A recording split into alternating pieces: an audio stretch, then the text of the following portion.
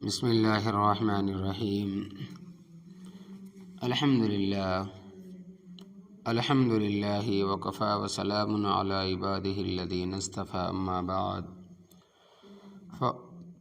فاعوذ باللہ من الشیطان الرجیم، بسم اللہ الرحمن الرحیم۔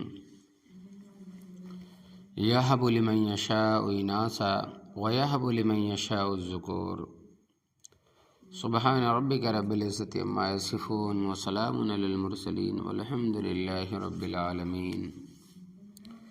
اللہم صلی علی سیدنا محمد وعلی آل سیدنا محمد وبارک وسلم۔ اللہم صلی علی سیدنا محمد وعلی آل سیدنا محمد وبارک وسلم۔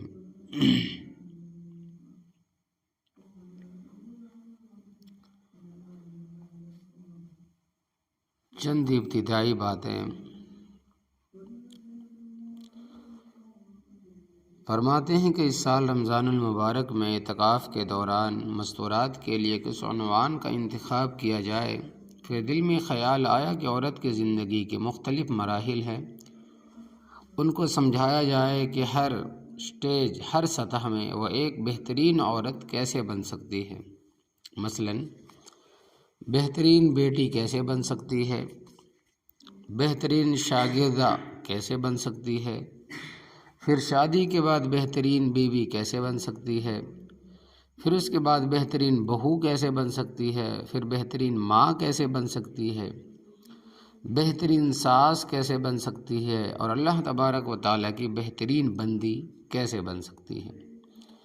یعنی انسانی زندگی میں جتنے مراحل آتے ہیں ان میں اس کو یہ رہبری اور رہنمائی دی جائے کہ وہ اپنی زندگی کو بہترین کیسے بنا سکتی ہے۔ اس لیے ہم نے فرماتے ہیں کہ مارکیٹ میں کتابیں دیکھی تو جو 2-4 کتابیں دیکھی ہے مثالی میاں بیوی کے عنوان پر ملی، لیکن جب ان کو پڑھا تو ان میں اتنا زیادہ مواد نہیں تھا، نہ ہی اتنی زیادہ معلومات تھی کہ ان کو پڑھ کر انسان درجہ بدرجہ اپنی زندگی کو بہتر بنا سکے۔ ان عنوانات کے مواد کو ڈھونڈنے میں ہمیں کافی محنت کرنی پڑی۔ ہم نے اس کو دینی نقطۂ نظر سے بھی جانا، پہچانا، اور پھر اس وقت کی جدید سائنسی تحقیق کو بھی تلاش کرنے کی کوشش کی۔ چنانچہ کتاب میں جہاں بھی کہا جائے گا ریسرچ یعنی کہ تحقیق سے یہ بات ثابت ہے، تو اس سے مراد ہارورڈ یونیورسٹی آف یعنی کہ کیلیفورنیا یا نیو یارک یونیورسٹی یا پینسلو یونیورسٹی کی ریسرچ تحقیق، یعنی دنیا کی بہترین یونیورسٹیوں کی ریسرچ ہے کہ وہ بتائی جائے گی۔ امید ہے کہ خواتین اس کتاب کو، اس بیان کو پڑھیں بھی، اور کتاب خرید کر پڑھیں اور دھیان سے اس بیانات کو سنیں اور ان سے فائدہ اٹھانے کی کوشش کریں گی۔ پھر دل میں خیال آیا کہ جس طرح عورتوں کو رہبری کی ضرورت ہے اسی طرح مردوں کو بھی ضرورت ہے، لہذا کچھ بیانات اسی موضوع پر مردوں کے لیے بھی ہوں گے، تاکہ یہ کتاب جس طرح عورتوں کے لیے فائدہ مند ہو اسی طرح مردوں کو بھی فائدہ پہنچایا جائے۔ خواتین کو چاہیے کہ وہ اپنے نوجوان بچوں، خاوندوں، بھائیوں کو یہ کتاب پڑھنے کے لیے ضرور دیں۔ عورت کے حقوق کے معاملے میں اگر تاریخ پر نظر ڈالی جائے تو بہت اونچ نیچ دیکھنے میں آئی ہے۔ کئی ایسے بھی معاشرے گزرے ہیں جہاں لوگوں نے عورتوں کو اتنا سر پر چڑھایا کہ عورت کی عبادت ہی شروع کر دی، اس کے بت بنا کر رکھ دیے، اور ایسا بھی وقت آیا کہ عورت کو اتنا ذلیل کیا گیا کہ اس کے وجود کو بھی برداشت نہ کیا گیا۔ چنانچہ جب نبی کریم صلی اللہ علیہ وسلم اس دنیا میں تشریف لائے تو عرب کے لوگوں کے ماحول میں بیٹی کا پیدا ہونا ایک بری بات سمجھی جاتی تھی۔ جس کے یہاں بیٹی پیدا ہوتی تھی وہ چھوٹی سی معصوم بچی کو زمین میں زندہ دفن کر دیا کرتا تھا۔ کتنی حیوانیت کی بات کہ ایک معصوم بچی کو زمین کے اندر زندہ دفن کر دیا کرتے تھے، گھر میں بیٹی کے نام کو برداشت نہیں کیا جاتا تھا۔ مکہ مکرمہ کے باہر قبرستان تھا جس میں ایسی بچوں کو دفن کیا جاتا تھا۔ اللہ تبارک و تعالیٰ نے قرآن کریم میں ارشاد فرمایا کہ وَإِذَا الْمَوْءُودَةُ سُئِلَتْ بِأَيِّ ذَنبٍ قُتِلَتْ، اور جس بچی کو زندہ قبر میں گاڑ دیا گیا تھا اس سے پوچھا جائے گا کہ اسے کس جرم میں قتل کیا گیا۔ اب ایک ایسا معاشرہ جس میں بیٹی کا وجود بھی برداشت نہ کیا جا سکتا ہو، اس میں بیٹی کے حقوق کی بات کرنا یا بیٹی سے محبت پیار سے پیش آنے کی بات کرنا ایک بہت مشکل کام تھا، مگر اللہ تبارک و تعالیٰ کے پیارے حبیب نبی کریم صلی اللہ علیہ وسلم نے بیٹیوں پر احسان فرمایا اور لوگوں کو ان کے حقوق بتائے۔ نبی کریم صلی اللہ علیہ وسلم نے ارشاد فرمایا کہ لوگوں، جس کی 3 بیٹیاں ہوں اور وہ ان کی اچھی طرح تربیت کرے، ان کو ادب سکھائے اور پھر بالغ ہونے پر ان کی شادی کر دے اور ان کے ساتھ اچھائی کا معاملہ کرے تو اس کے لیے جنت واجب ہے۔ اس معاشرے میں بیٹی کو عزت اللہ تبارک و تعالیٰ کے حبیب صلی اللہ علیہ وسلم نے دلوائی۔ نبی کریم صلی اللہ علیہ وسلم تشریف فرما تھے، ایک صحابی آئے اور عرض کرنے لگے، اے اللہ کے رسول صلی اللہ علیہ وسلم، اے اللہ کے حبیب، میں نے اپنی زندگی میں بہت بڑے بڑے گناہ کیے ہیں۔ نبی کریم صلی اللہ علیہ وسلم نے فرمایا کہ اسلام لانے کی وجہ سے اللہ تبارک و تعالیٰ بندے کے پچھلے تمام گناہ معاف فرما دیتے ہیں۔ یہ سن کر ان کی آنکھوں میں آنسو آ گئے، پھر کہنے لگے، اے اللہ کے حبیب صلی اللہ علیہ وسلم، اس گناہ کو بتاتے ہوئے بھی مجھے اس وقت ندامت ہو رہی ہے، شرمندگی ہو رہی ہے کہ میں انسان تھا یا پھر اس وقت یہ میں حیوان تھا، میں نے یہ گناہ کیسے کر لیا۔ نبی کریم صلی اللہ علیہ وسلم نے پھر اسے سمجھایا کہ اسلام سے پہلے کے جتنے بھی گناہ ہوتے ہیں اللہ تبارک و تعالیٰ معاف فرما دیتے ہیں۔ پھر وہ صحابی کہنے لگے، اے اللہ کے رسول صلی اللہ علیہ وسلم، ہمارا معاشرہ ایسا تھا کہ گھر کے اندر ہم اپنی بیٹی کے وجود کو پسند ہی نہیں کیا کرتے تھے۔ جس کے ہاں بیٹی پیدا ہوتی تھی وہ چھوٹی سی معصوم بچی کو زمین کے اندر زندہ دفن کر دیا کرتا تھا۔ میرا بھی یہی ذہن تھا۔ ایک مرتبہ میری بیوی حاملہ تھی اور میں تجارتی سفر کے لیے کہیں چلا گیا۔ فرماتے ہیں کہ جب واپس آیا تو پتہ چلا کہ بیوی حمل سے فارغ ہو چکی ہے۔ میں نے اس سے پوچھا کہ تمہارے ہاں کیا ہوا؟ اس نے کہا کہ بیٹی کی ولادت ہوئی تھی اور میں نے بیٹی کو ٹھکانے لگا دیا۔ میں مطمئن ہو گیا کہ چلو قصہ تمام ہو گیا، مگر حقیقت یہ تھی کہ میری بیوی نے اپنی بیٹی کو اپنی بہن کے یہاں دور بھیج دیا تھا۔ اس زمانے میں چونکہ اتنی آمد و رفت عام نہیں تھی، مہینوں اور سالوں کے بعد رشتہ دار ایک دوسرے کو ملتے تھے تو صحیح خبر کا پتہ نہیں چلتا تھا۔ چنانچہ فرماتے ہیں کہ بچی میری بیوی کے بہن کے گھر پلتی رہی، حتیٰ کہ یہ چلنے پھرنے کے قابل ہو گئی۔ کبھی وہ بہن میری بیوی کو ملنے کے لیے آتی تو یہ بچے بھی ساتھ ہوتی۔ میں اسے اپنی سالے کی بیٹی ہی سمجھتا رہا۔ اب چھوٹی بچی جب گھر میں آتی تو کبھی مجھ سے بات کرتی، کبھی مجھے دیکھتی، کبھی ہنستی، کبھی مسکراتی تو مجھے اچھی لگنے لگی۔ میں اس چھوٹی سی بچی کے ساتھ محبت سے پیش آتا، حتیٰ کہ چند مرتبہ آنے کے بعد مجھے اس بچی کے ساتھ ایک تعلق سا محسوس ہونے لگا۔ وہ میرے ساتھ محبت کا اظہار کرتی، میں اسے اپنی گود میں بٹھاتا، اسے کھیلتا، بات چیت کرتا، بازار میں لے کے جاتا، باہر تفریح کے لیے لے کے جاتا۔ جب میری بیوی نے دیکھا کہ اس بچی کے ساتھ میری محبت کا رشتہ مضبوط ہو گیا ہے تو ایک دن اس نے یہ راز کھول دیا کہ میری بہن کی بیٹی نہیں، یہ تو میری بیٹی ہے، میں نے اسے اپنی بہن کے ہاں بھیج دیا تھا۔ دیکھیں ہماری بیٹی کتنی خوبصورت ہے، کتنی پیاری ہے، کتنی معصوم باتیں کرتی ہے۔ میں نے بیوی کی باتیں تو سن لی، لیکن میرے اندر جو حیوانیت تھی وہ بیدار ہو گئی اور میں نے دل میں فیصلہ کر لیا کہ میں اس لڑکی کو زندہ دفن کر کے رہوں گا۔ فرماتے ہیں کہ کچھ دنوں کے بعد میں نے اپنے بیوی سے کہا کہ مجھے ایک کام کے لیے باہر جانا ہے اور میں بچی کو ساتھ لے جاؤں گا۔ اس نے کہا کہ بہت اچھا، لے جاؤ۔ میں نے کہا چھوٹی بچی کو اپنے ساتھ لیا۔ میں نے اس چھوٹی بچی کو اپنے ساتھ لیا اور میں نے راستے میں ایک کدال خریدا۔ شہر سے باہر جا کر ایک جگہ میں نے گڑھا کھودنا شروع کر دیا۔ کہتے ہیں کہ میں گڑھا کھود رہا تھا اور وہ چھوٹی سی بچی جو میرے پاس کھڑی تھی، تھوڑی سی مٹی میرے کپڑوں پر گرتی تو بچی اس مٹی کو جھاڑنے لگتی اور مجھے کہنے لگتی کہ آپ کے کپڑوں پر مٹی پڑ رہی ہے، مگر اس بچی کو ان معصوم باتوں کا مجھ پر کوئی اثر نہ ہوا۔ میں گڑھا کھودتا رہا حتیٰ کہ جب میں نے گڑھا کھود لیا تو میں نے بچی کو زبردستی پکڑا اور اس گڑھے کے اندر پھینک دیا۔ پھر میں نے اس کے اوپر مٹی ڈالنا شروع کر دی۔ وہ بچی رونے لگی، چلانے لگی، پکارنے لگی، کہنے لگی کہ اس نے مجھے پکارا کہ میرے بالوں میں بابا مٹی پڑ رہی ہے، میری آنکھوں میں مٹی پڑ رہی ہے۔ میرے اوپر ایسی حیوانیت سوار تھی کہ میں نے اس بچی کی آواز کا ذرا بھی خیال نہ کیا اور میں مٹی ڈالتا رہا یہاں تک وہ چیختی رہی، چلاتی رہی، حتیٰ کہ وہ بچی زندہ دفن ہو گئی۔ نعوذ باللہ، اللہ حفاظت فرمائے۔ اور اس کی آواز آنی بھی بند ہو گئی۔ جب میں نے اس کو زمین میں دفن کر لیا تو واپس گھر آ گیا اور بیوی کو بتا دیا۔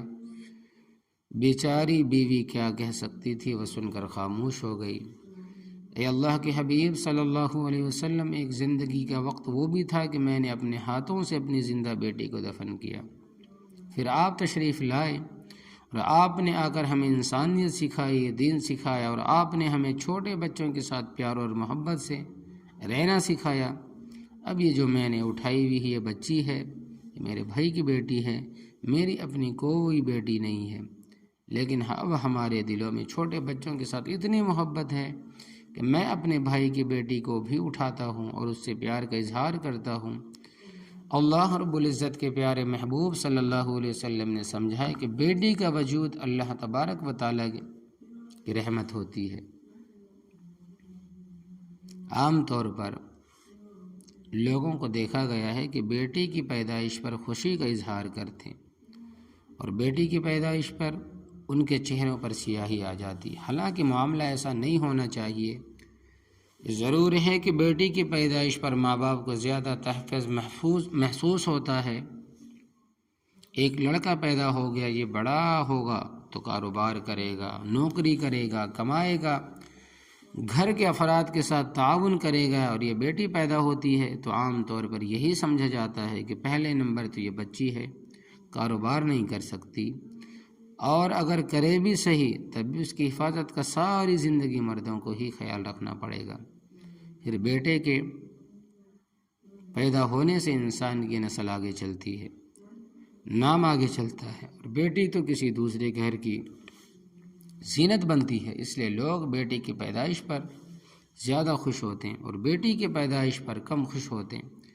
حقیقت یہ ہے کہ جس طرح بیٹی کی پیدائش پر خوشی کا اظہار کرنا چاہیے، بیٹی کے پیدائش پر بھی اس طرح خوشی کا اظہار کرنا چاہیے۔ ہماری شریعت اتنی خوبصورت ہے کہ حکم دیا گیا کہ جب کسی کے یہاں بیٹی یا بیٹا پیدا ہو تو وہ 7ویں دن اس کا عقیقہ کرے۔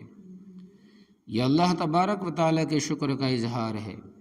اللہ تبارک و تعالیٰ آپ نے ہمیں ایک نعمت سے نوازا ہے، یعنی خوشی کا اظہار تو بیٹی اور بیٹے دونوں کی ولادت پر ہونا چاہیے۔ جو ماں باپ نیک ہوتے ہیں وہ اپنی بیٹیوں کو ہمیشہ بہت محبت اور پیار سے پالتے ہیں، ان کی تعلیم کا خیال کرتے ہیں، ان کی اچھی تربیت کرتے ہیں اور ان کو آداب و رعایت سکھاتے ہیں۔ اس لیے بیٹی کے اندر چند صفات کا ہونا بہت ضروری ہے۔ نمبر 1، حیا اور پاک دامنی۔ سب سے پہلی صفت عورت کے اندر حیا اور پاک دامنی کا ہونا ہے۔ حدیث شریف میں ہے کہ الحیاء شعبۃ من الایمان، حیا ایمان کا ایک شعبہ ہے۔ دین اسلام نے حیا کو بہت پسند کیا ہے۔ حیا سے مراد یہ ہے کہ بچی کے اندر ایسی صفات ہونی چاہیے کہ وہ غیر محرم مرد سے بات چیت نہ کرے، اور اگر کرنی بھی پڑے تو اس کی نگاہیں جھکی ہوئی ہو، اس کے اندر شرم و حیا ہو۔ یہ ایک حیا ایک نہ نظر آنے والا لباس ہے۔ جیسے کسی کے جسم پر لباس ہو تو وہ دوسرے سے محفوظ ہوتا ہے، اسی طرح یہ حیا کا لباس نظر تو نہیں آتا، مگر حیا کی وجہ سے عورت غیر مرد سے محفوظ ہوتی ہے۔ اس لیے بچیوں کو حیا کی تعلیم دینی چاہیے۔ آج کل کفر کے معاشرے میں حیا کو ایک بیماری سمجھا جاتا ہے۔ کفر کے ماحول میں لڑکی کو کہا جاتا ہے کہ تم غیر مرد سے بات کرو تو آنکھوں میں آنکھیں ڈال کر بات کرو۔ یہ انتہائی بری بات ہے۔ اسی وجہ سے لڑکی کے اندر سے شرم و حیا ختم ہوتی جاتی ہے، مگر ساتھ ساتھ پھر کردار کی ساری خرابیاں بھی اس لڑکی میں آ جاتی ہیں۔ مرد بگڑتا ہے تو تھوڑا بگڑتا ہے، مگر جب عورت بگڑتی ہے تو زیادہ بگاڑ ہوتا ہے۔ چنانچہ جس بچی کے اندر شرم و حیا نہ ہو وہ اکیلی نہیں بگڑتی، بلکہ اپنے ساتھ درجنوں مردوں کی زندگی بھی بگاڑتی ہے۔ قرآن مجید میں حضرت شعیب علیہ السلام کی 2 بیٹیوں کا تذکرہ ہے۔ حضرت شعیب علیہ السلام بوڑھے ہو گئے تھے، ان کی صرف بیٹیاں ہی تھیں، تو جب گھر میں بیٹا نہ ہو تو کام بیٹیوں کو ہی سنبھالنے ہوتے ہیں۔ چنانچہ ان کی بیٹیاں اپنی بکریوں کو چرانے کے لیے جاتی تھی اور کنویں پر ان کو پانی پلا کر واپس لے جاتی تھی۔ حضرت موسیٰ علیہ السلام جب مدین پہنچے تو انہوں نے بستی کے لوگوں کو دیکھا کہ انہوں نے بکریوں کو پانی پلایا اور پھر اس کنویں کے اوپر پتھر کی چٹان رکھ دی تاکہ کوئی اور اس پانی کو استعمال نہ کر سکے۔ وہ 2 بچیاں جب اپنی بکریوں کو لے کر آئی تو ان کے اندر تو اتنی طاقت نہیں تھی کہ وہ چٹان کو ہٹا سکیں اور بکریوں کو پانی پلا سکے، لہذا جو کچھ بچا کھچا پانی تھا انہوں نے اپنی بکریوں کو پلا دیا۔ حضرت موسیٰ علیہ السلام نے جب دیکھا تو انہوں نے اس چٹان کو ہٹا دیا اور ان بچیوں کی بکریوں کو پانی پلا دیا۔ بچیاں جب گھر گئیں تو انہوں نے اپنے والد کو جا کر یہ بات سنائی۔ حضرت شعیب علیہ السلام نے ان میں سے ایک بیٹی کو بھیجا کہ جاؤ اس آدمی کو بلا کر لاؤ۔ قرآن پاک میں ہے کہ فجاءتہ احداہما تمشی علی استحیاء، تھوڑی دیر بعد ان دونوں عورتوں میں سے ایک ان کے پاس شرم و حیا کے ساتھ چلتی ہوئی آئی۔ ان میں سے ایک بچی جو آئی تھی وہ اتنی باحیا تھی کہ اس کے چلنے سے بھی حیا ظاہر ہوتی تھی، وہ ایسی باحیا بیٹی تھی۔ معلوم ہوا کہ حیا کی صفت اللہ تبارک و تعالیٰ کو بہت زیادہ پسند ہے۔ چنانچہ جس کے ہاں بیٹی ہو اسے چاہیے کہ اس بچی کو یہ سمجھائے کہ بیٹیوں کے اندر حیا زیادہ ہونی چاہیے، اس کو پاک دامنی کی زندگی ترغیب دینی چاہیے۔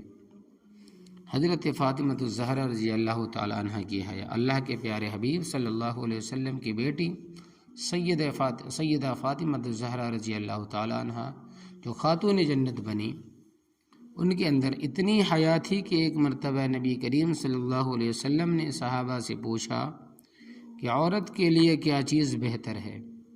تمام صحابہ خاموش رہے۔ حضرت علی رضی اللہ تعالیٰ عنہ کسی کام کے لیے اٹھ کر گھر آئے اور انہوں نے آ کر یہ سوال سید فاطمہ الزہرا رضی اللہ تعالیٰ عنہ سے پوچھا تو انہوں نے جواب دیا، جو نہ خود کسی غیر محرم مرد کو دیکھے اور نہ کوئی غیر محرم مرد اس کو دیکھ سکے۔ حضرت علی رضی اللہ تعالیٰ عنہ نے واپس آ کر نبی کریم صلی اللہ علیہ وسلم کو یہ جواب دیا تو نبی کریم صلی اللہ علیہ وسلم بہت خوش ہوئے اور فرمایا کہ فاطمہ تو میرے دل کا ٹکڑا ہے۔ تو ان کے بارے میں آتا ہے کہ انہوں نے اسماء بنت عمیس رضی اللہ تعالیٰ عنہ سے کہا، اسماء، مرنے کے بعد نہلانے کا جو یہ طریقہ ہے جس میں سے کپڑے ہٹا دیتے ہیں مجھے وہ اچھا نہیں لگتا۔ اسماء بنت عمیس رضی اللہ تعالیٰ عنہا نے کہا کہ میں نے افریقہ کے لوگوں میں دیکھا ہے کہ وہ میت کو غسل دیتے ہوئے اس کے اوپر کپڑا ڈالتے ہیں اور پھر غسل دیتے ہیں۔ سید فاطمہ الزہرا رضی اللہ تعالیٰ نے فرمایا کہ یہ طریقہ بہت اچھا ہے، میں وصیت کرتی ہوں کہ جب میں فوت ہو جاؤں تو مجھے تم نہلانا، تمہیں پانی بھرنے کی مدد حضرت علی رضی اللہ تعالیٰ عنہ دیں گے، چنانچہ وہ میرے شوہر ہے، تم 2 کے علاوہ کوئی اور اس جگہ پر نہ ہو۔ چنانچہ جب حضرت سیدہ فاطمہ الزہرا رضی اللہ تعالیٰ عنہ کی وفات ہوئی تو حضرت علی رضی اللہ تعالیٰ عنہ پانی بھر کے لائے اور اسماء بنت عمیس نے ان کو غسل دیا۔ اس موقع پر ام المؤمنین سیدہ عائشہ صدیقہ رضی اللہ تعالیٰ عنہ آئیں تو اسماء نے ان کو ان کی وصیت کے بارے میں بتایا تو وہ بھی کہنے لگی کہ ہاں ہم ان کی وصیت کا احترام کریں گے۔ لہٰذا ام المؤمنین عائشہ صدیقہ رضی اللہ تعالیٰ عنہ بھی وہاں نہیں آئی۔ یہ خاتون جنت کی میت تھی جس کو کفن دیا گیا۔ پھر ان کی وصیت تھی کہ میرا جنازہ رات کے وقت نکلے تاکہ کسی کو میرا جنازہ دیکھ کر پتہ نہ چلے کہ جسمانیت کیسی تھی۔ حضرت عائشہ صدیقہ رضی اللہ تعالی عنہ کی حیا۔ حضرت عائشہ صدیقہ رضی اللہ تعالی عنہ سیدنا صدیق اکبر رضی اللہ تعالی عنہ کی لاڈلی بیٹی تھی، اور اللہ رب العزت نے ان کو ایسی حیا دی تھی کہ ان کی پاکیزگی کا اندازہ لگانا ہو تو اس بات سے لگائیں کہ ان کا نکاح اللہ تبارک و تعالیٰ کے حبیب صلی اللہ علیہ وسلم سے ہوا، اور اللہ تبارک و تعالیٰ فرماتے ہیں کہ وَالطَّيِّبَاتُ لِلطَّيِّبِينَ وَالطَّيِّبُونَ لِلطَّيِّبَاتِ، اور پاک باز عورتیں پاک باز مردوں کے لائق ہے، اور پاک باز مرد پاک باز عورتوں کے لائق ہے۔ حضرت عائشہ صدیقہ رضی اللہ تعالیٰ عنہ کی پاکیزگی کا اندازہ لگانا ہو تو نبی کریم صلی اللہ علیہ وسلم کی پاکیزگی کا تصور کیجیے۔ چنانچہ ایک ایسا وقت بھی آیا کہ جب کفار اور منافقین نے حضرت عائشہ صدیقہ رضی اللہ تعالیٰ عنہ پر بہتان لگانے کی کوشش کی، مگر اللہ رب العزت نے قرآن مجید میں ان کی پاک دامنی کی گواہی دے دی۔ سیدنا حضرت یوسف علیہ السلام پر بہتان لگا تو اللہ تبارک و تعالیٰ نے بچے سے گواہی دلوائی۔ بی بی مریم علیہ السلام پر بہتان لگا تب بھی اللہ تبارک و تعالیٰ نے چھوٹے بچے سے گواہی دلوائی۔ لیکن جب نبی کریم صلی اللہ علیہ وسلم کی رفیق حیات پر بہتان لگا تو اللہ تبارک و تعالیٰ نے کسی مخلوق سے گواہی نہیں دلوائی بلکہ وحی کے ذریعے خود گواہی دی۔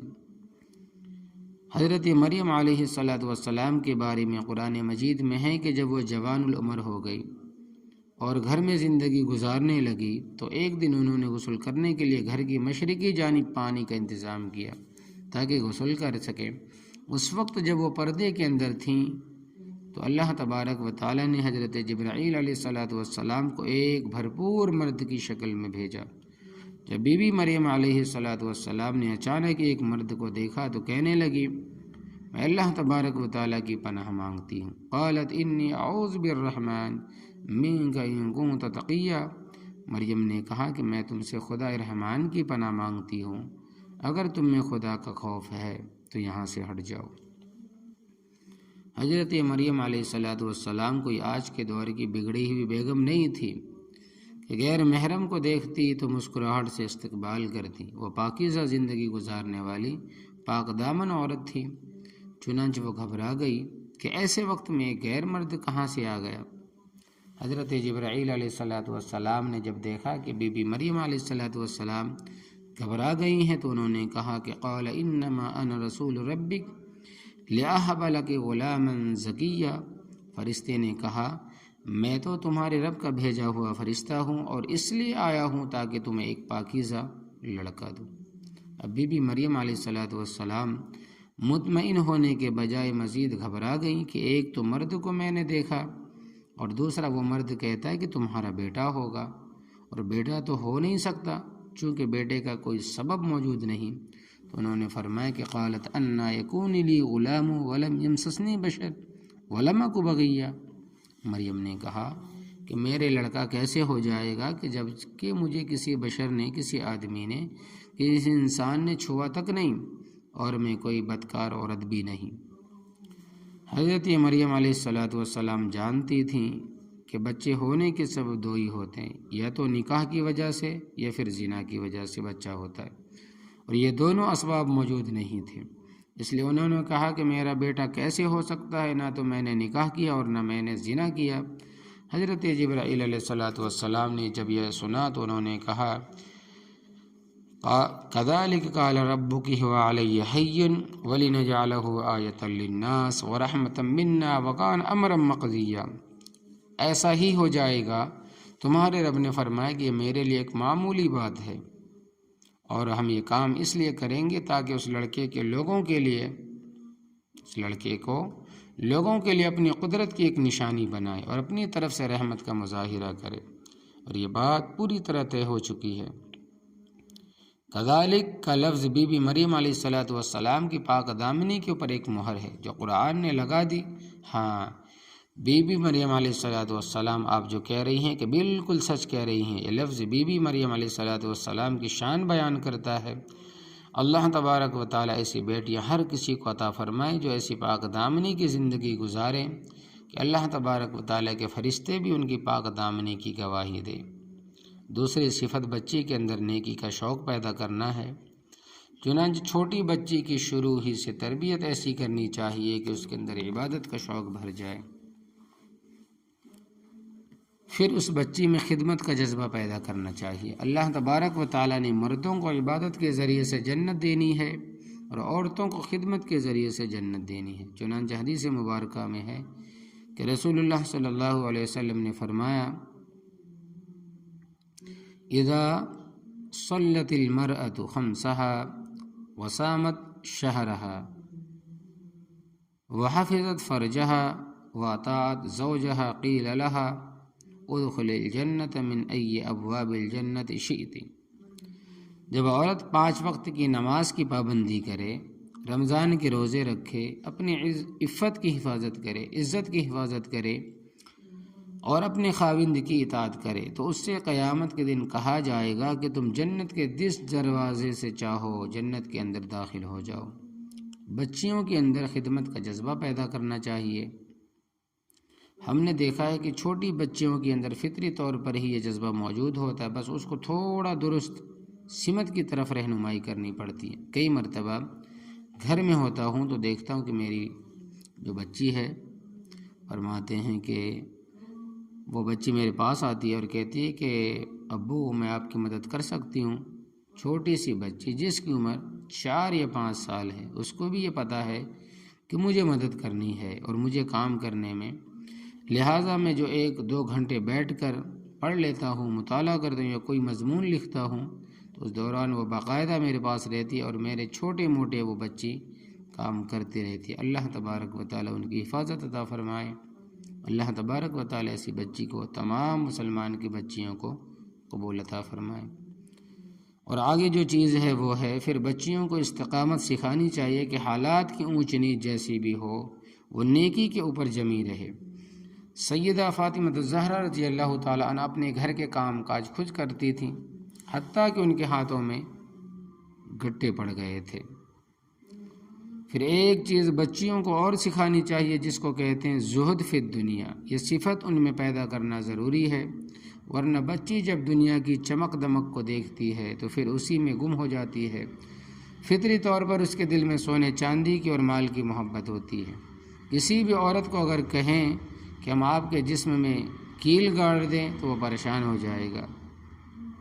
اگر ہم آپ کے جسم میں کیل گاڑ دیں تو وہ پریشان ہو جائے گی کہ میرے جسم میں کیل ٹھونکے جائیں گے، لیکن آپ اگر کہیں کہ ہم نے سونے کی کیل ٹھونکیں گے اور سونے کی کیل ٹھونکنی ہے تو وہ کہے گی پھر ٹھیک ہے، اس لیے کہ فطری طور پر اس کے اندر سونے کی چاندی کی محبت ہوتی ہے۔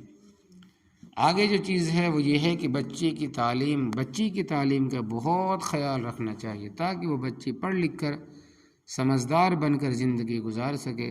شریعت نے کہا کہ عورت ناقص العقل ہوتی ہے، اس پر بعض عورتوں کو بڑا غصہ آتا ہے کہ ہمیں ناقص العقل کیوں کہا گیا۔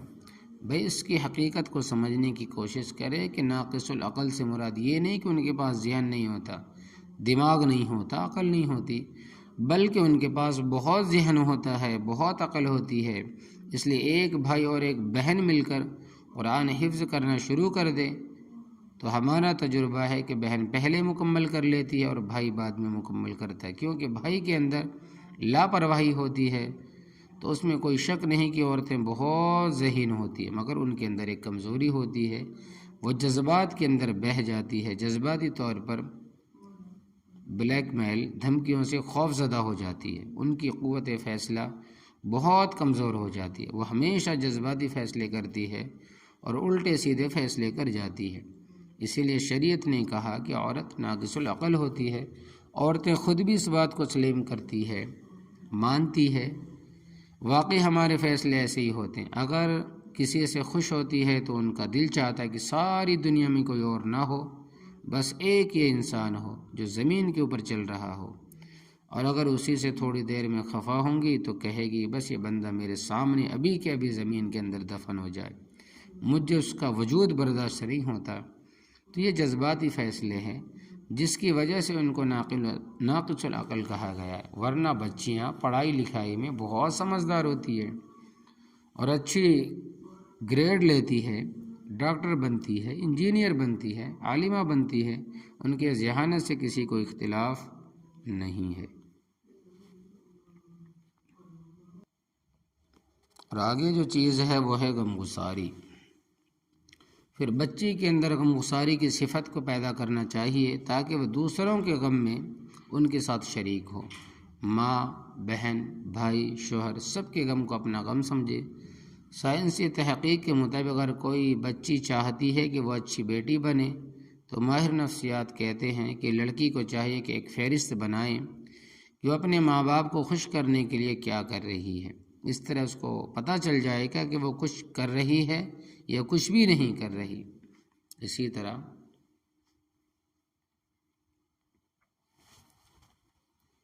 کام کاج میں گھر والوں کی مدد۔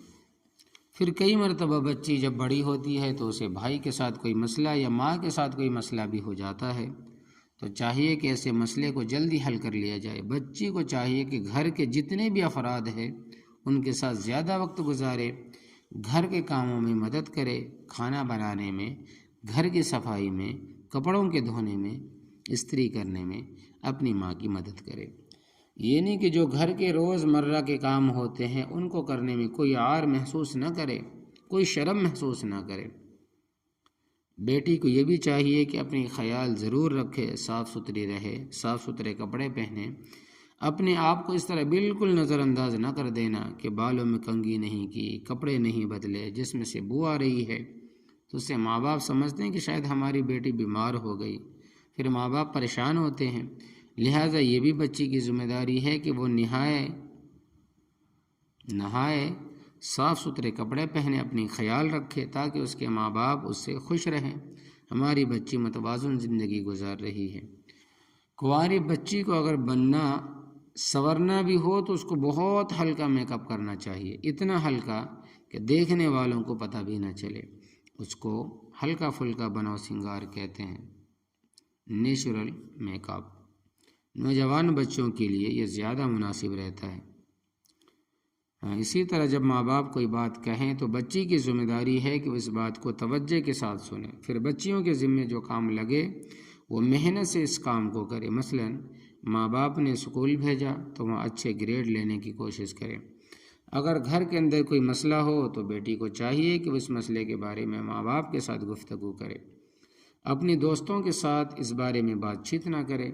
نوجوان بچیاں یہ غلطی کرتی ہیں کہ اپنے گھر کے معاملات کے بارے میں اپنی سہیلیوں کے ساتھ گفتگو کرتی ہے، جس کی وجہ سے بگاڑ اور زیادہ بڑھ جاتا ہے۔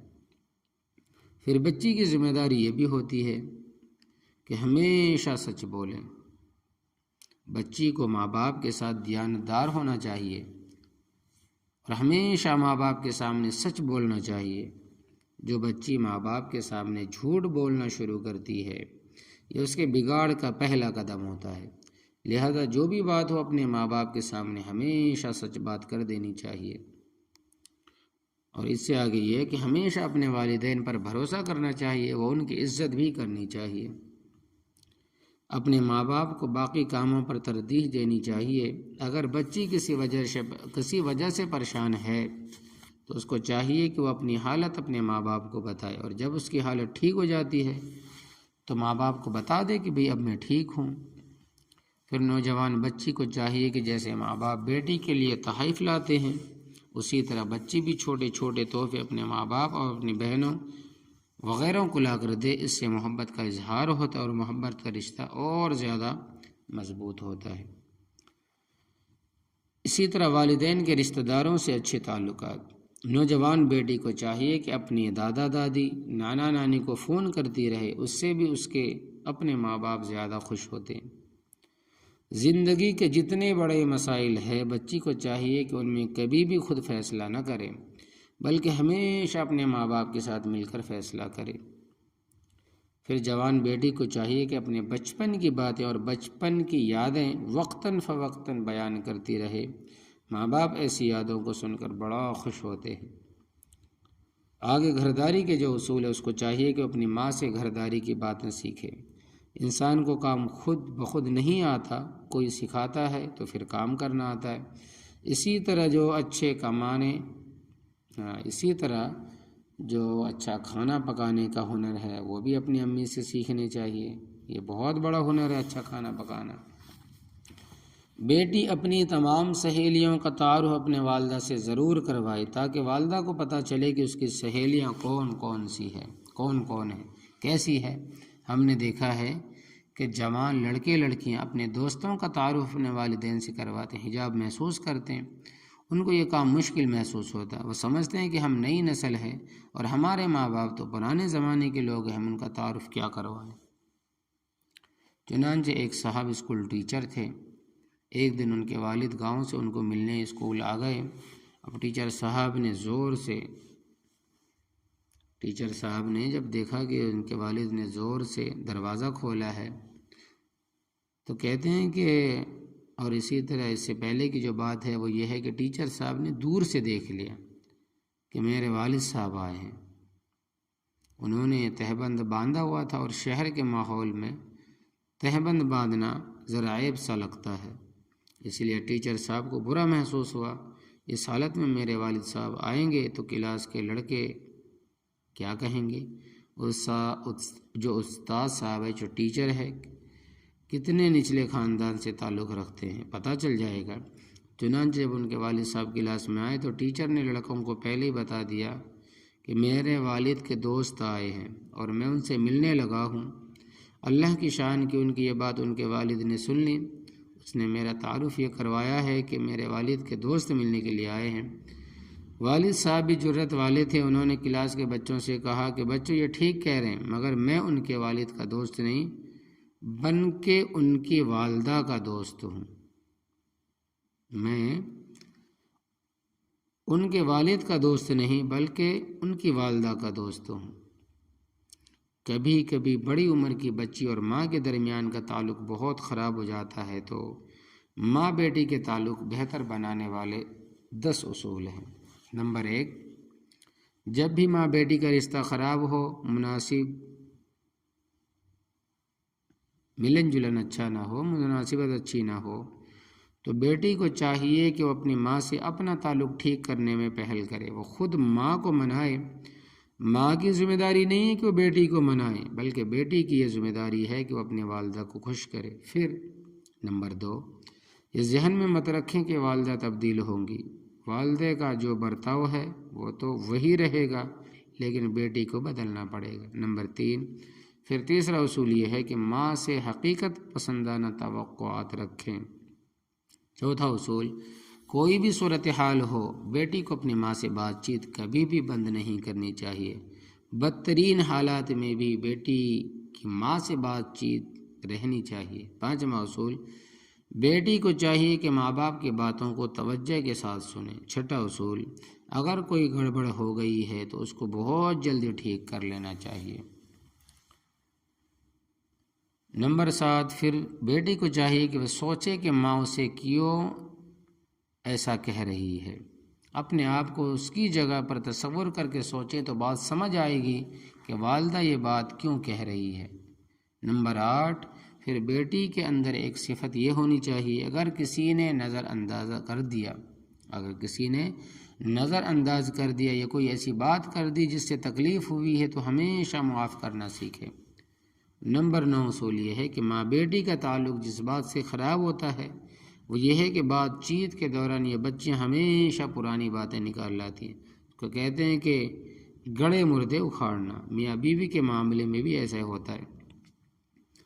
جب میاں بیوی میں کوئی لڑائی جھگڑا ہو تو جس دن شادی ہوتی ہے اس دن سے عورت بات شروع کر دیتی ہے جب رخصتی ہوئی تھی تو اس وقت تمہاری ماں نے یہ کیا تھا، تمہاری بہن نے کیا تھا، اور اس وقت ایسے ہوا تھا۔ انسان کو چاہیے یہ سوچے کہ جو ہو گیا سو ہو گیا، اس پر مٹی ڈالو، اب صرف موجودہ بات کرے۔ عورت کی عادت ہوتی کہ وہ ہمیشہ پرانی باتوں کو ضرور درمیان میں لے کر آتی ہے۔ 10واں اصول یہ ہے کہ بیٹی کو چاہیے کہ اپنے مسئلے کو حل کرنے کے لیے کسی تیسرے بندے کو درمیان میں مت لائے۔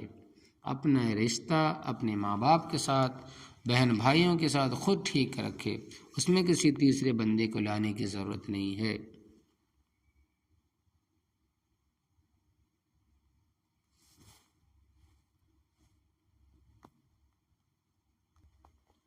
ہمارا تجربہ ہے کہ بیٹیاں ماں باپ کی سب سے زیادہ ہمدرد ہوتی اور ساری زندگی کے لیے بہترین دوست ہوتی ہیں۔ بیٹے شاید اپنے ماں باپ سے اتنی محبت نہیں کرتے جتنی محبت بیٹیاں کرتی ہیں۔ سیدہ فاطمہ الزہرا رضی اللہ تعالیٰ عنہ نے ایک مرتبہ روٹیاں بنائی۔ جب وہ اپنی روٹی کھا رہی تھیں تو دل میں خیال آیا کہ میں تو روٹی کھا رہی ہوں، پتہ نہیں ابا حضور کو کچھ کھانے کو ملا ہے یا نہیں۔ تو انہوں نے آدھی روٹی کھائی اور آدھی روٹی بچائی، کپڑے میں لپیٹی اور نبی کریم صلی اللہ علیہ وسلم کی خدمت میں حاضر ہوئی۔ نبی کریم صلی اللہ علیہ وسلم نے استقبال کیا اور پوچھا کہ بیٹا کیسے آئی؟ عرض کیا ابا حضور میں آپ کے لیے روٹی کا ٹکڑا لے کر آئی ہوں، مجھے خیال آیا کہ پتہ نہیں آپ نے کچھ کھایا بھی یا نہیں ہے۔ نبی کریم صلی اللہ علیہ وسلم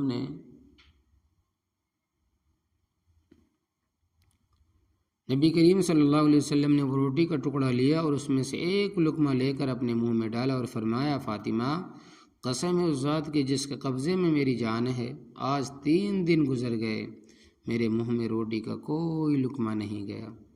اللہ اکبر کبیرہ۔ یہ ہوتی ہے وہ بیٹیاں۔ یہ بیٹی تھی جس کے دل نے اس بات کو محسوس کیا اور اس نے اپنے باپ کے غم کو پہچان لیا۔ ایک بیٹی کی بے مثال وفاداری۔ ایک نوجوان کی شادی ہوئی، شادی کی تقریب کسی دوسرے شہر میں تھی، لہٰذا گھر واپس بہت دیر سے پہنچے۔ سفر میں ان کی پوری رات گزر چکی تھی۔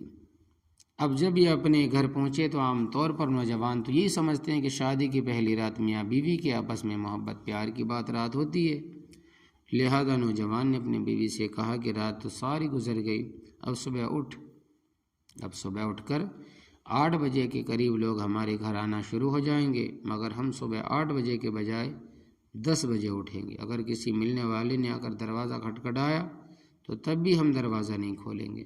میں چاہتا ہوں کہ ہم بس یہ وقت ایک دوسرے کے ساتھ ہی گزاریں۔ چونکہ خاوند نے یہ کہا لہٰذا بیوی خاموش ہو گئی۔ اب روٹین کے حساب سے جب صبح 8 بجے تو لڑکے کا والد دروازے پر آیا اور اس نے دروازہ کھٹکھٹایا۔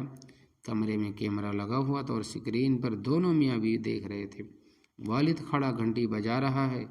بیٹے نے والد کو دیکھا تو بیوی سے کہا تم فکر نہ کرو، میرے پاس لیٹی رہو، ہم دروازہ نہیں کھولیں گے، 10 بجے ہی ہم دروازہ کھولیں گے۔ چنانچہ والد نے چند مرتبہ دروازہ کھٹکھٹایا، پھر وہ چلا گیا۔ اللہ کی شان دیکھیں تو تھوڑا وقت گزرا تو لڑکی کا باپ دروازے پر آ گیا۔ جب اس نے گھنٹی بجائی، لڑکی نے اسکرین کو دیکھا اور اس نے محسوس کیا کہ میرا والد میرے دروازے پر کھڑا ہے۔ اب چونکہ خاوند نے منع کر دیا تھا اس لیے وہ دروازہ تو نہیں کھول سکتی تھی، مگر اسے یہ بھی برا لگ رہا تھا کہ میرا والد دروازہ کھٹکھٹا رہا ہے اور میں دروازہ کھول نہیں رہی۔ چنانچہ وہ خاموش رہی اور اس کی آنکھوں سے ٹپ ٹپ ٹپ آنسو گرنے لگے۔ جب خاوند نے دیکھا کہ میری بیوی کی آنکھوں سے آنسو گر رہے ہیں تو اس نے پوچھا تمہیں کیا ہوا؟ کہنے لگی کہ میں تصور نہیں کر سکتی کہ میرے والد میرے دروازے پر آئے اور میں ان کے لیے دروازہ نہ کھولوں۔ خاوند نے جب دیکھا کہ میری بیوی غمزدہ ہے تو اس نے کہا اچھا جاؤ دروازہ کھول دو۔ تو بیٹی نے والد کے لیے دروازہ کھول دیا۔ اللہ کی شان کہ ان میاں بیوی کو اللہ تبارک و تعالی نے 3 بیٹا عطا کیے۔ ہر دفعہ جب بیٹا ہوتا تو یہ خاوند 100 بندوں کے لیے دعوت کا انتظام کرتا اور بہت خوشی کے ساتھ عقیقہ کرتا۔ چوتھے نمبر پر ان کے ہاں بیٹی پیدا ہوئی۔ جب بیٹی کا عقیقہ ہونا تھا تو اس باپ نے 100 بندوں کے بجائے 200 بندوں کو دعوت پر بلایا اور بہت زیادہ خرچہ کیا، کھانے بھی بہت اچھے تیار کروائے اس کی خوشی اور خرچے کو دیکھ کر بیوی نے اس سے کہا، آپ 3 بیٹے ہوئے، آپ کے 3 بیٹے ہوئے، ہر مرتبہ آپ نے 100 بندوں کی بلا کر دعوت کی، مگر اب جب آپ کی بیٹی ہوئی ہے تو آپ نے 200 بندوں کو بلایا، کھانے بھی بہت اچھے بنوائے، خرچ بھی بڑے کھلے دل سے کر رہے ہیں، کیا وجہ ہے کہ آپ کو بیٹی کے پیدا ہونے کی زیادہ خوشی ہوئی؟ خاوند نے جواب دیا، ہاں مجھے بیٹی کے پیدا ہونے کی بہت خوشی ہے، کیوں کہ بیٹے دروازہ نہیں کھولیں گے، مگر بیٹی بڑھاپے میں میرے لیے دروازہ ضرور کھولیں گے، مگر بیٹی بڑھاپے میں میرے لیے دروازہ ضرور کھولے گی۔